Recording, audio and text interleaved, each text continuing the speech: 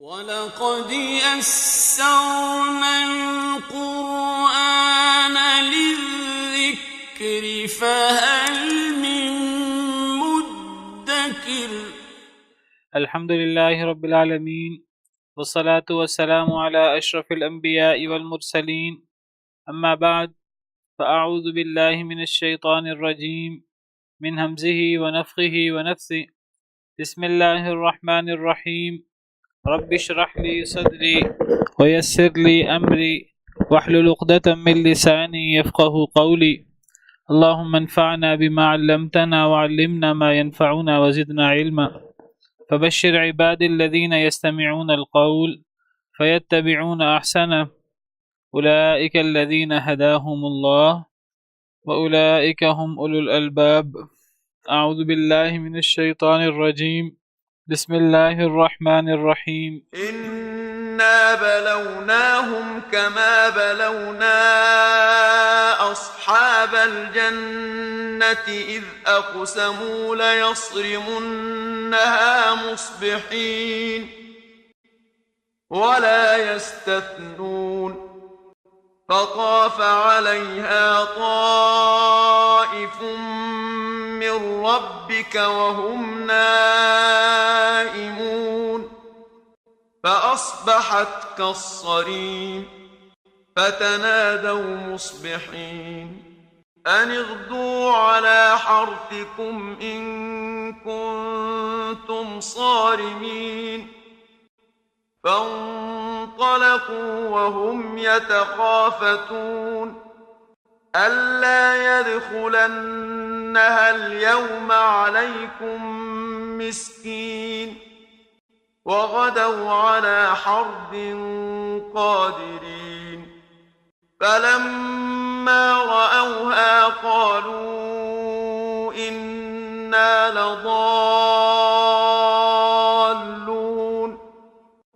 بل نحن محرومون قال أوسطهم ألم أقل لكم لولا تسبحون قالوا سبحان ربنا إنا كنا ظالمين فأقبل بعضهم على بعض يتلاومون قالوا يا ويلنا إنا كنا طاغين عسى ربنا أن يبدلنا خيرا منها إنا إلى ربنا راغبون كذلك العذاب ولعذاب الآخرة أكبر لو كانوا يعلمون. أعوذ بالله من الشيطان الرجيم. بسم الله الرحمن الرحيم. إنا بلوناهم كما بلونا أصحاب الجنة. بے شک ہم نے آزمائش کی ان کی، یعنی قریش مکہ کی۔ اس صورت کے شروع میں جن کا ذکر ہے قریش مکہ، کفار، مشرکین مکہ، بے شک ہم نے ان کی آزمائش کی کما بلونا، جیسے ہم نے آزمائش کی تھی اصحاب الجنہ، باغ والوں کی۔ جنہ سے مراد باغ ہے، جنت سے مراد آسمانی جنت نہیں ہے، یہاں باغ ہے، باغ والے، اصحاب الجنہ۔ جس طرح ہم نے باغ والوں کی آزمائش کی تھی اسی طرح ہم نے ان کی آزمائش کی۔ یہ باغ والے کون تھے؟ پچھلے لیکچر میں تھوڑا سا میں نے اشارہ کیا تھا کہ یہ کہا جاتا ہے کہ یمن کی سائڈ پہ تقریباً یمن کے بڑے شہر صنعاء اس سے 6 کلومیٹر کے فاصلے پر یہ لوگ تھے۔ بعض کہتے ہیں کہ یہ حبشی لوگ تھے۔ سیدنا عیسیٰ علیہ السلام کے کچھ دیر بعد تو ان میں سے ان کا باپ جو ہے وہ ایک باغ کا مالک تھا، جنہ باغ، وہ باغ کا مالک تھا، بڑا نیک شخص تھا۔ تو جو بھی اس کو اس باغ سے آمدن ہوتی، اس کو بڑی آمدن ہوتی تھی اس باغ سے۔ پرانے زمانے میں یہ صنعت وغیرہ تو ہوتی نہیں تھی، تو یا تو تجارت گزر بسر کا ذریعہ ہوتی تھی یا پھر زراعت۔ اور زراعت کے اندر باغ جو ہے یہ ایک بہت قیمتی اثاثہ شمار ہوتا تھا. جس طرح آج کوئی مل اونر ہوتا ہے، کسی کے پاس فیکٹری ہوتی ہے، تو باغ کی حیثیت اس زمانے میں یہ تھی. تو اس پر اللہ کا بڑا کرم تھا اس شخص پر، اور یہ بڑا نیک شخص تھا، اور یہ اللہ کے راستے میں باغ میں سے حصہ نکالتا تھا. جب بھی باغ کا پھل کاٹا جاتا، بہت سارے مسکین، ان کو پتہ تھا کہ بڑا نیک دل شخص ہے، وہ آ جاتے، یہ سب کو جتنا اللہ نے اس کو توفیق دی تھی اس میں سے حصہ نکالتا تھا. لیکن جب یہ فوت ہو گیا، اب اس باغ کے وارث اس کے بیٹے بن گئے. اس کے بیٹے کہنے لگے ہمارا باپ تو بڑے بے وقوف شخص تھا، اللہ معاف کرے، وہ سارا مال ہی جو ہے غریبوں میں تقسیم کر دیتا تھا، اپنے لیے بچاتا کچھ نہیں تھا. تو ہمیں اپنا مال غریبوں میں تقسیم نہیں کرنا. ہمیں اب پرانی روٹین کے مطابق غریب تو آئیں گے، تو ہمیں غریبوں کے آنے سے پہلے باغ کاٹ بھی لینا ہے، اور کاٹ کر سارا پھل اپنے گھروں میں لے جانا ہے، اس کو ٹھکانے لگا دینا ہے، اور یہ کام ہمیں غریبوں کے آنے سے پہلے کرنا ہے. انہوں نے ادھر یہ بات سوچی، راتوں رات طے کیا. ان میں سے ایک شخص، ایک ان بھائیوں میں سے ایک، وہ اس نے روکا ان کو کہ نہیں یہ کام نہ کرو، بلکہ ہمیں اپنے باپ کے نقش قدم پر چلنا چاہیے. لیکن باقی بھائی تیار نہ ہوئے تو بہرحال وہ غالب آ گئے. تو انہوں نے پکا ارادہ کر لیا کہ ہم صبح باغ کو کاٹیں گے اور ہم کسی غریب کو نہیں دیں گے. رات انہوں نے یہ ارادہ کیا. اگلی صبح وہ باغ میں پہنچے تو وہاں باغ تھا ہی نہیں، وہ کٹا ہوا تھا، جیسے باغ کا پھل کسی نے کاٹ لیا ہے. باغ تھا ہی نہیں ہے، اس کا پھل تھا ہی نہیں. ان کو لگا جیسے وہ رستہ بھول گئے ہیں، تو انہوں نے کہا شاید ہم رستہ بھول گئے ہیں. پھر دوبارہ انہوں نے دھیان سے دیکھا، توجہ کی دوبارہ، تو دیکھا ہمارا ہی باغ ہے. تو ان کا اندازہ ہوا کہ ہم نے جو برا ارادہ کیا تھا، اس برے ارادے پر اللہ تعالیٰ نے ہمیں یہ سزا دی ہے. تو پھر انہوں نے جو ہے وہ اللہ سے توبہ کی، اور انہوں نے کہا کہ ہم نے برا ارادہ کیا تھا، اس لیے اللہ نے ہمیں یہ سزا دی ہے. تو گویا کہ اللہ تعالیٰ نے بتایا کہ اگر اللہ تعالیٰ کسی پر اپنا احسان کریں، کسی پر اپنا انعام کریں، تو انسان کا کام یہ ہے کہ انسان اللہ کی نعمت کو استعمال کرے. اللہ کی نعمت کو استعمال کرنا منع نہیں ہے، وہ اللہ نے انسان کو نعمت دی ہے، لیکن انسان اس نعمت کا حق ادا کرے. اس نعمت کا حق کیا ہے کہ انسان شکر ادا کرے، زبان سے بھی اور عمل سے بھی.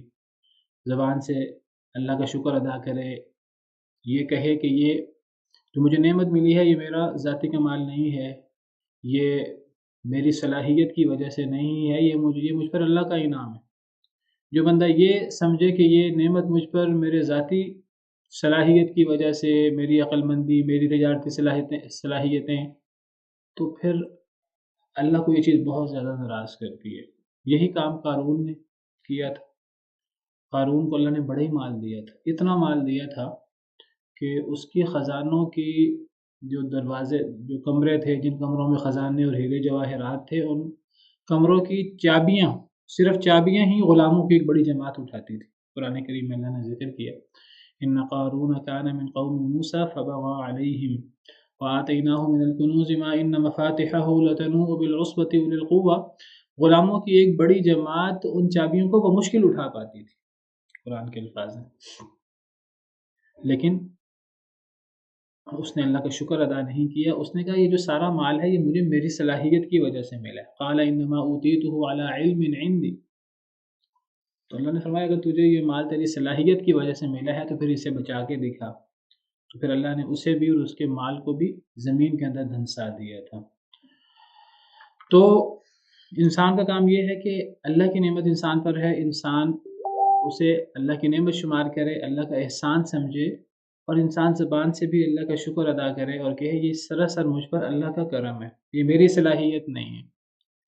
صرف زبان سے شکر ادا نہیں کرنا، یہ تو زبان سے شکر ہے، الحمدللہ کہے، اللہ کا شکر ادا کرے، اللہ کی تسبیح کرے، اور پھر عمل سے اللہ کا شکر ادا کرے. عمل سے اللہ کا شکر کیا ہے؟ اللہ کو اپنا رب مانے، اللہ کی کتاب کو، اللہ کی وحی پر ایمان لائے، اللہ کے احکامات کو مانے. اللہ کو نبی بھیجے ہیں، اس نبی کو انسان اللہ کا نبی تسلیم کرے اور اس نبی کے احکامات پر عمل کرے، اور اپنی زندگی اللہ رب العالمین کے بتائے ہوئے طریقے کے مطابق گزارے. جو اللہ تعالیٰ نے احکامات دیے ہیں، زکوٰۃ، صدقہ وغیرہ کے، وہ احکامات بجا لائے. تو یہ ہے عملی شکر. تو انسان کو زبانی شکر بھی کرنا ہے، عملی شکر بھی کرنا ہے۔ بعض لوگ سمجھتے ہیں کہ مال زیادہ ہونا، مال کی زیادتی یہ کوئی نحوست ہے، بعض لوگ یہاں تک سمجھتے ہیں، کہتے ہیں مال کم ہونا چاہیے۔ مال کی زیادتی کوئی نحوست نہیں ہے، کوئی اللہ کی، جس طرح مال نہ ہونا اللہ کی ناراضگی کی دلیل نہیں ہے، اسی طرح مال کا زیادہ ہونا بھی اللہ کی ناراضگی کی دلیل نہیں ہے۔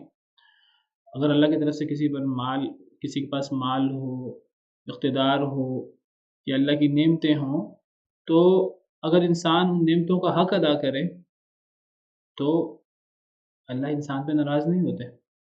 اگر انسان ان نعمتوں کا حق ادا کرے، اللہ تعالیٰ نے سیدنا داؤد علیہ السلام، سیدنا سلیمان علیہ السلام، ان پر اپنی بڑی نعمتیں کی تھی۔ اللہ نے ان کو نبوت کے ساتھ ساتھ بادشاہت بھی دی تھی، اور پھر حضرت سلیمان علیہ السلام کو تو ایسی بادشاہت دی تھی کہ ان جیسی بادشاہت نہ پہلے کسی کو ملی، نہ آئندہ کبھی کسی کو قیامت تک ملے گی۔ ان کی بادشاہت وہ جنوں پر بھی تھی، انسانوں پر بھی تھی، حیوانوں پر بھی تھی، جانوروں پر، پرندوں پر بھی تھی۔ پرندوں کی بولیاں بھی سمجھتے تھے، شیطان بھی ان کے قابو میں تھے، ہواؤں تک پہ ان کا حکم چلتا تھا۔ لیکن ان لوگوں نے اللہ کا شکر ادا کیا تو وہ اللہ کے بڑے برگزیدہ بندے ہیں۔ حضرت سلیمان، حضرت داؤد علیہ السلام اللہ کے نبی ہیں، اور اللہ کے نبی اللہ کے سب سے برگزیدہ ہوتے ہیں۔ اللہ نے انہیں فرمایا تھا اعملوا آل داؤد شکرا، اے داؤد کی آل شکر والا عمل کرو۔ تو انہوں نے شکر کیا زبان سے بھی اور عملاً بھی انہوں نے اللہ کا شکر ادا کیا، یعنی عملاً اپنی زندگی اللہ کے بتائے ہوئے احکامات کے مطابق گزاری۔ تو جب ایک انسان یہ کام کرتا ہے، زبانی شکر کرتا ہے، عملی شکر کرتا ہے، تو نہ صرف یہ کہ اللہ ناراض نہیں ہوتے بلکہ اللہ راضی ہوتے ہیں، بلکہ اللہ مزید بھی دیتے ہیں۔ اللہ کہتے ہیں اسے مزید دے دو، یہ تو نعمت کا حق ادا کر رہا ہے۔ اور اللہ نے قرآن کریم میں فرمایا ہوا استاذنا ربکم لئن شکرتم لازیدنکم، تمہارے رب نے اعلان کیا البتہ اگر تم شکر کرو گے تو میں تمہیں بہت زیادہ دوں گا۔ دوسری طرف جو بندہ شکر نہیں کرتا زبان سے یا عمل سے، تو پھر اللہ تعالیٰ ایسے بندے پر پھر اپنی نعمت باقی نہیں رکھتے، پھر اللہ ایسے بندے سے اپنی نعمت چھین لیتے ہیں۔ وَلَئِن كَفَرْتُمْ إِنَّ عَذَابِي لَشَدِيدٌ، البتہ اگر تم ناشکری کرو گے تو پھر میرا عذاب بڑا سخت ہے۔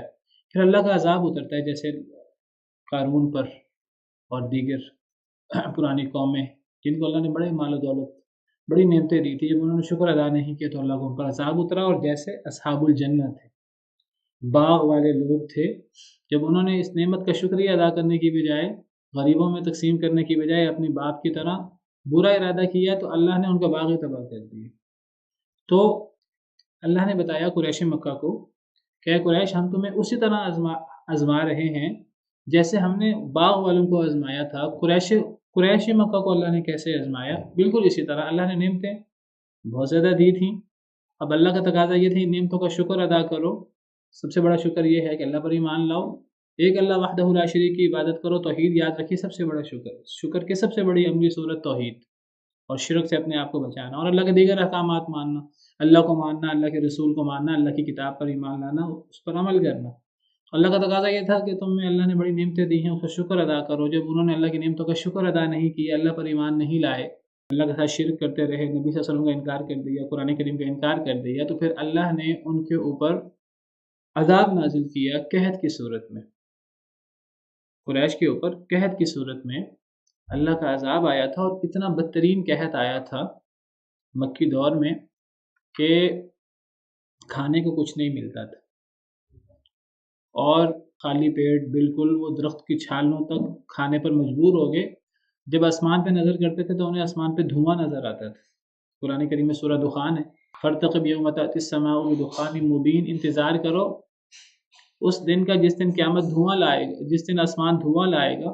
سیدنا ابن مسعود رضی اللہ عنہ کی تفسیر ہے، وہ کہتے ہیں یہ وہ دھواں ہے جو مکی دور میں آ چکا ہے، اور یہ دھواں نہیں ہے، یہ اصل میں قریش کو بھوک کی وجہ سے، قحط سالی کی وجہ سے ان کو دھواں نظر آتا تھا آسمان پہ، ان کو آسمان نظر ہی نہیں آتا تھا بھوک کی وجہ سے۔ تو ہم نے آزمایا قریش کو جیسے ہم نے باغ والوں کو آزمایا۔ بعض مفسرین کہتے ہیں آزمائش کی صورت یہ ہوئی قریش کے ساتھ جنگ بدر میں، اللہ نے تباہ و برباد کر دیا، تمام بڑے بڑے سرداروں کو اللہ نے جہنم رسید کر دیا، سب کو ایک کنویں کے اندر پھینک دیا گیا۔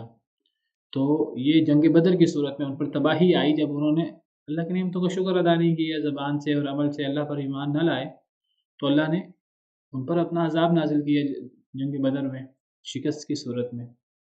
تو بہرحال اللہ تعالیٰ پرانی قوموں کے حالات سے نصیحت کرتے ہیں، تو قریش کو اللہ نصیحت کر رہے ہیں باغ والوں سے، اور یہ نصیحت ہمارے لیے بھی ہے، ہمارے لیے باغ والے وہ بھی ایک عبرت ہیں، اور پھر قریش وہ بھی ایک عبرت ہیں۔ تو اسی واقعے کی طرف اشارہ ہے، بے شک ہم نے آزمایا انہیں یعنی قریش کو، کما بلونا اصحاب الجنہ، جیسے ہم نے باغ والوں کو آزمایا تھا۔ باغ والوں سے مراد وہ جو نیک شخص تھا اس کے بچے۔ یہ قصہ مشہور تھا قریش میں، اللہ نے یہ قصہ بیان کیے۔ اذ اقسموا لیصرمنھا مصبحین، جب انہوں نے قسمیں اٹھائی تھیں ان بچوں نے، باپ کے بعد باپ فوت ہو گیا، انہوں نے قسمیں اٹھائی تھیں لیصرمنھا مصبحین، البتہ وہ ضرور کاٹ لیں گے اس باغ کو صبح صبح۔ قسمیں اٹھا لیں، رات کو طے کر لیا کہ جی ہمیں باپ کی طرح بے وقوفی کرنے کی کوئی ضرورت نہیں ہے، ہم انتظار نہیں کریں گے مسکینوں کا، ہم صبح صبح کاٹ کے گھر آ جائیں گے۔ قسم اٹھا کر کہا، اللہ کی قسم ہم جو ہے نا وہ باغ کو پھل کاٹ کر واپس آ جائیں گے غریبوں کے آنے سے پہلے پہلے۔ اللہ فرماتے ہیں وَلَا يَسْتَثْنُونَ، وہ استثناء بھی نہیں کر رہے تھے۔ استثناء کا مطلب ہوتا ہے کہ انسان کوئی بات کہے اور استثناء نہ کرے، انسان کو استثناء کرنا چاہیے۔ استثناء سے یہاں کیا مراد ہے؟ اس سے مراد ہے انشاءاللہ کہنا، اگر اللہ نے چاہا۔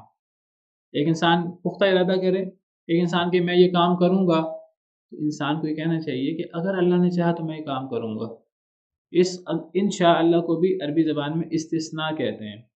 ایک انسان استثناء کرے کہ اگر ایک انسان کہے جی میں نے ضرور کل باغ کاٹنا ہے، میں نے کل ضرور یہ کام کرنا ہے، میں نے کل ضرور فلاں شہر جانا ہے، یہ کہنا صحیح نہیں ہے۔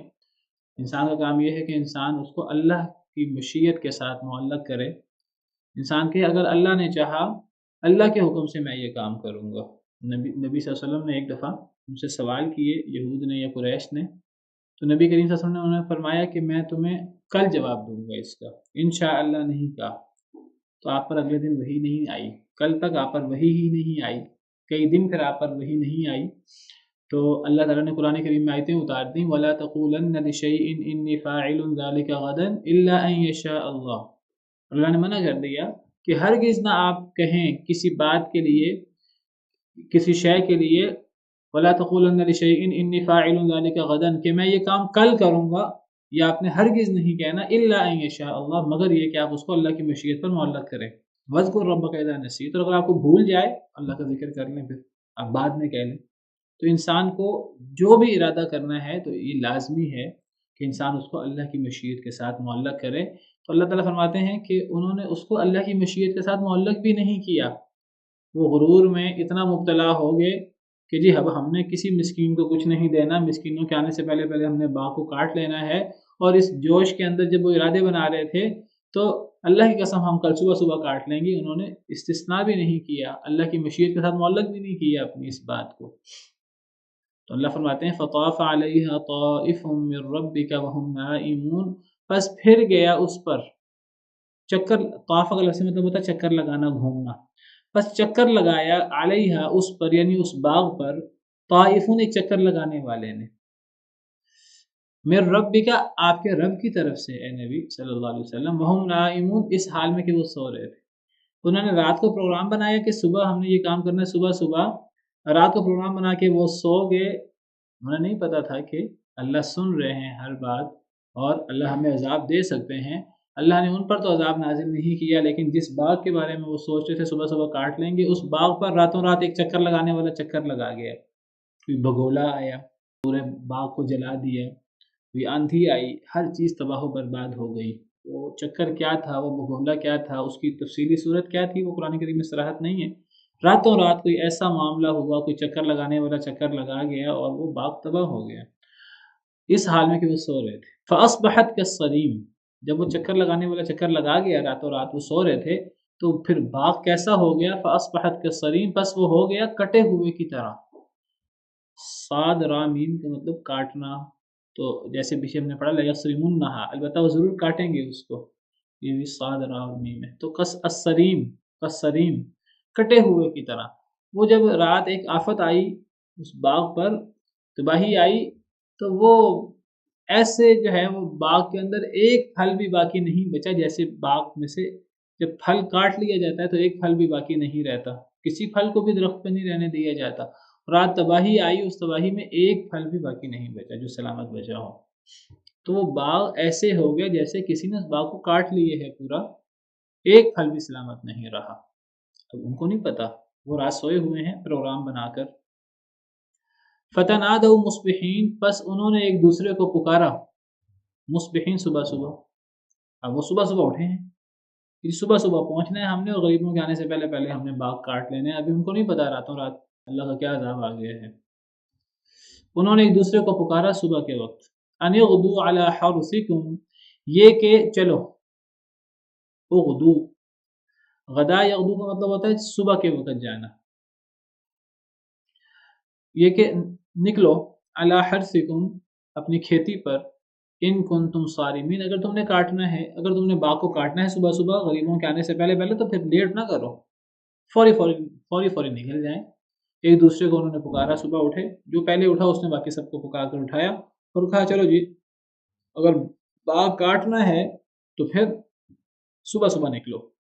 فانطلقوا، پس وہ نکلے، پس وہ چلے، وہم یتخافتون، اور وہ ایک دوسرے سے چپکے چپکے باتیں کر رہے تھے۔ یتخافتون، چپکے چپکے باتیں کرنا، آہستہ آہستہ باتیں کرنا، تو اس میں ایک دوسرے کا معنی ہے باب تفاعل ہے، جس طرح فتنادوا ہے اسی طرح یتخافتون، فتنادوا یہ بھی باب تفاعل ہے اور یتخافتون یہ بھی باب تفاعل ہے۔ اس باب کے اندر مشارکت کا معنی ہوتا ہے، میں نے یہاں بھی معنی کیا، پس انہوں نے ایک دوسرے کو پکارا، ایک دوسرے کو ندا لگائی، تو یہاں بھی میں معنی کر رہا ہوں یتخافتون، ایک دوسرے سے چپکے چپکے باتیں کر رہے تھے۔ کیا چپکے چپکے باتیں کر رہے تھے؟ یعنی وہ نکلے گھر سے چپکے چپکے نکل کے باتیں کر رہے ہیں، ہماری کو مطلب بات بھی نہ سن لے، صبح صبح نکلے ہیں ایک تو تاکہ کوئی غریب نہ آ جائے، اور اب نکلے ہیں تو اب سرگوشیوں میں باتیں کر رہے ہیں، کوئی ہماری بات سن بھی نہ لے۔ کیا چپکے چپکے باتیں کر رہے ہیں؟ اللہ يدخلنها اليوم علیکم مسکین، یہ کہ ہرگز نہ داخل ہو اس پر، ہاں اس پر یعنی اس باغ پر، اليوم آج کے دن، علیکم تمہارے اوپر، مسکین کوئی ایک مسکین بھی۔ ایک دوسرے سے سرگوشی میں باتیں کر رہے تھے، انہیں نہیں پتا تھا، وہ چپکے چپکے باتیں کرنا چاہتے، کوئی سن نہ لے، لوگوں سے چھپانا چاہتے تھے لیکن اللہ سے تو نہیں چھپا سکتے تھے نا، اللہ تو سرگوشیوں کو بھی جاننے والا ہے، سرگوشیاں تو چھوڑیے، اللہ تعالیٰ تو سینے کے بھید بھی جاننے والا ہے۔ وہ سرگوشیوں میں باتیں کر رہے تھے، اللہ وحدہ لا شریک نے آسمانوں کے اوپر سے ان کی سرگوشیاں سن لی، اور اللہ نے سرگوشی قرآن کریم میں بیان کر دی، یہ وہ سرگوشی کر رہے تھے، ان کے سرگوشی کے یہ الفاظ تھے کہ کوئی آج کوئی مسکین ہمارے اوپر داخل نہ ہو، یہ سرگوشیوں میں وہ لوگوں سے چھپنے کے لیے باتیں کر رہے تھے، اللہ نے سن لی اذان کے بعد۔ تو فرمایا کہ وہ نکلے، وہم یتخافتون، اور وہ ایک دوسرے سے چپکے چپکے باتیں کر رہے تھے۔ کیا باتیں کر رہے تھے؟ اللہ نے قرآن میں بیان کر دی، سن بھی لی، قرآن میں بیان بھی کر دی، وہ یہ باتیں کر رہے تھے چپکے چپکے، اللہ يدخلنها اليوم علیکم مسکین، یہ کہ ہرگز نہ داخل ہو اس باغ میں، اليوم آج کے دن، علیکم تم پر، مسکین کوئی ایک مسکین بھی۔ وغدوا، اور وہ صبح کو نکلے، علی حرد، تیزی پر، تیزی کے ساتھ۔ حرد کا معنی بعض مفسرین نے تیزی کیا ہے اور بعض مفسرین نے حرد کا معنی شدت کیا ہے، شدت کے ساتھ نکلے یعنی جلدی کے ساتھ نکلے۔ قادرین، اپنے آپ کو قادر پاتے ہوئے، ان کا خیال یہ تھا کہ ہم جو کرنا چاہتے ہیں، ہم کر لیں گے، ہمارا باغ ہے، ہم نے کاٹنا ہے، ہمیں کون روک سکتا ہے؟ تو اپنے آپ کو ہر شے پہ قادر سمجھتے ہوئے اور اپنے آپ کو مالک سمجھتے ہوئے بڑی تیزی کے ساتھ وہ صبح صبح نکلے۔ اصل میں جب انسان کو کوئی نعمت ملتی ہے نا اللہ کی طرف سے، تو انسان بھول جاتا ہے کہ میں عاجز ہوں، میں کمزور ہوں، میں ناقص ہوں، اور پھر انسان جو ہے وہ سمجھتا ہے جب اس کو کوئی اقتدار ملتا ہے، کوئی مال ملتا ہے، کوئی نعمت ملتی ہے کہ بس میرے پاس ہی اختیار ہے۔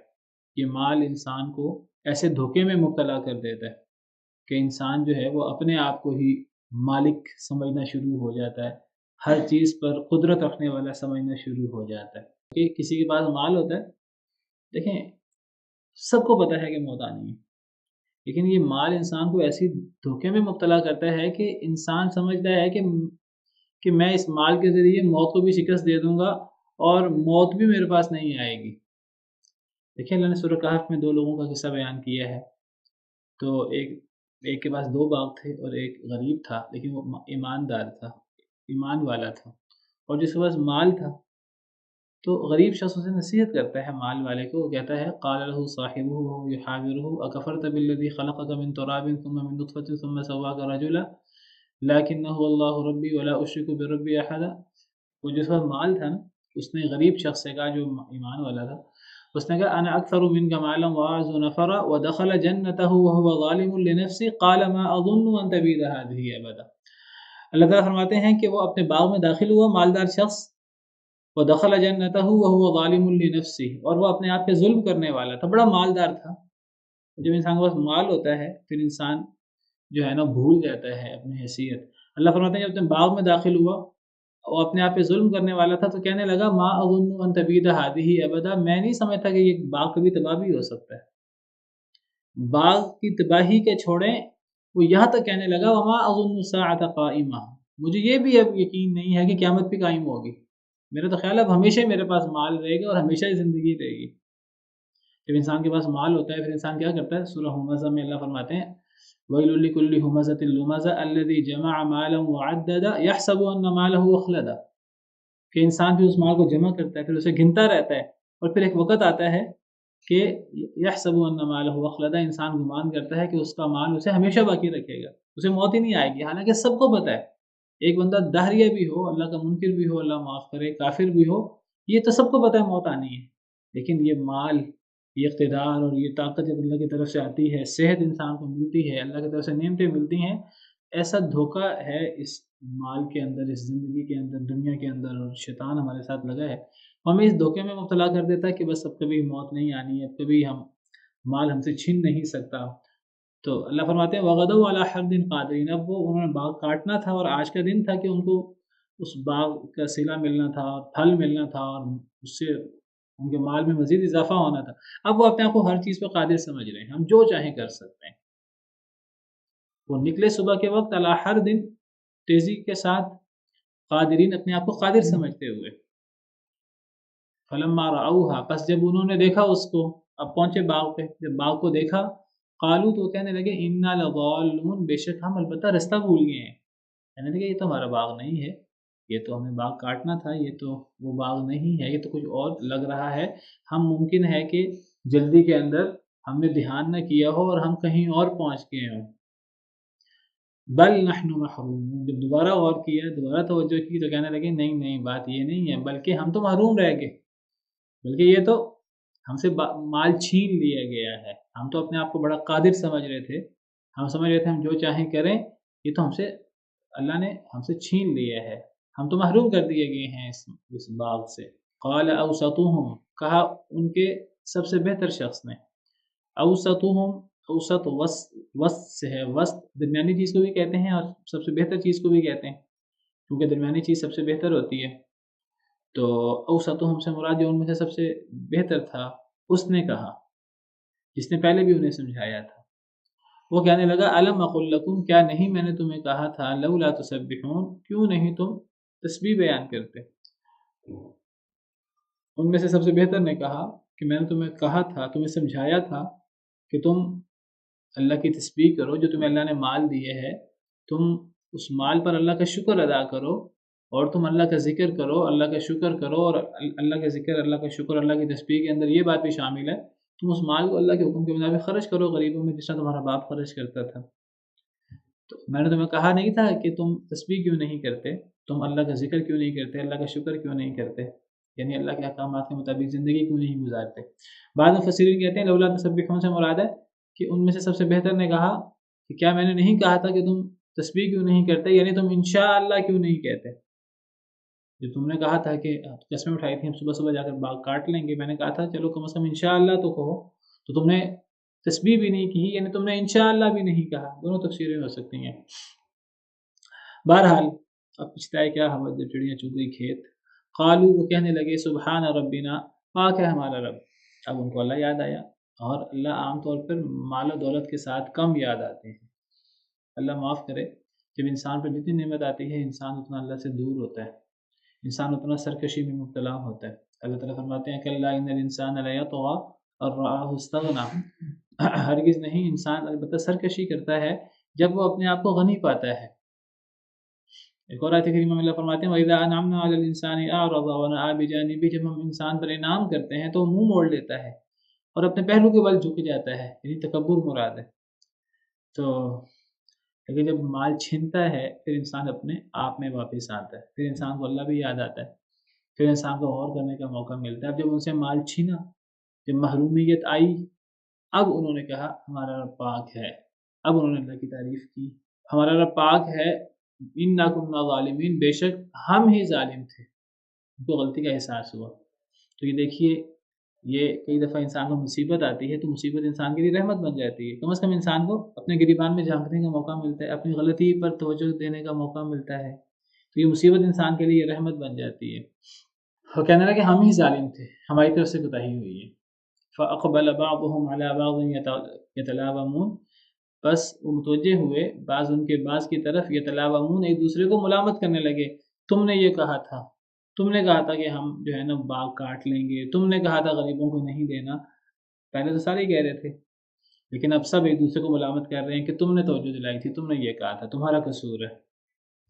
قالوا یا ویلنا، وہ کہنے لگے ہائے افسوس ہمیں، انا کنا طاغین، بے شک ہم ہی تھے طاغین، سرکشی کرنے والے۔ وہ کہنے لگے ہم سے ہی زیادتی ہوئی ہے، ہم ہی سرکشی کرنے والے تھے، ہماری طرف سے کمی کوتاہی ہوئی ہے۔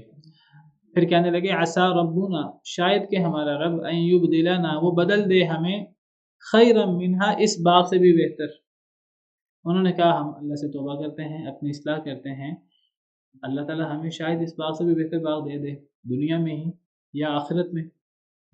انا الی ربنا راغبون، بے شک ہم اپنے رب کی طرف رغبت کرنے والے ہیں، ہم اللہ کی طرف رغبت کرنے والے ہیں، ہم صبر کرتے ہیں، اللہ ہمیں آخرت میں اس سے بھی بہتر باغ دے دے گا، یا ہم رغبت رکھتے ہیں اللہ کی طرف، اللہ ہمیں دنیا میں دوبارہ دے دے گا، ہم آئندہ یہ غلطی نہیں کریں گے۔ ان کو سمجھ آئی اور انہوں نے جو ہے وہ کہا کہ ہماری ہی غلطی تھی، ہمارا ہی قصور تھا۔